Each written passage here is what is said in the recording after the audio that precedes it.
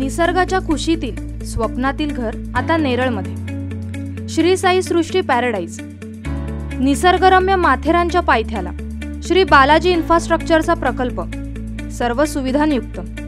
श्री बालाजी सृष्टी paradise. संपर्क अरुण तांबोळी 88 88 91 22 22। लोकसभा निवडणुकीत उमेदवारी देण्यावरून काँग्रेसमधून अनेक नेते बाहेर पडत असताना आता पक्षाला सोलापूरमधून मोठा धक्का बसण्याची शक्यता आहे। सोलापूर जिल्ह्यातील काँग्रेसचे नेते कल्याणराव काळे हे भाजपमध्ये प्रवेश करण्याची चर्चा सुरू झाली आहे। माढा लोकसभा मतदारसंघातून कोणाला उमेदवारी द्यायची याबाबत अद्याप निर्णय झाला नसला तरी जिल्ह्यातील बडे नेते पक्षात घेण्याचा प्रयत्न मुख्यमंत्र्यांकडून सुरू आहे। येत्या काही दिवसात काळे भाजपमध्ये प्रवेश करणार आहेत।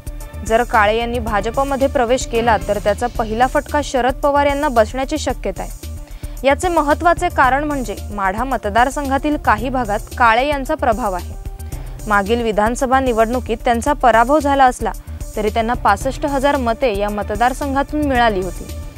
त्यामुळे काळे यांनी भाजपमध्ये प्रवेश केला तर राष्ट्रवादीचे उमेदवार संजय शिंदे यांना ती डोकेदुखी ठरणार आहे। त्यामुळेच भाजपकडून देखील त्यांच्या पक्षप्रवेशासाठी जोरदार प्रयत्न सुरू आहेत। विशेष म्हणजे काळे हे काँग्रेसचे नेते आणि माजी केंद्रीय गृहमंत्री सुशील कुमार शिंदे यांचे निकटवर्ती आहेत। त्यामुळे काळे यांचा भाजप प्रवेश हा सुशील कुमार शिंदे आणि संजय शिंदे यांच्यासाठी धक्का देणारा असेल।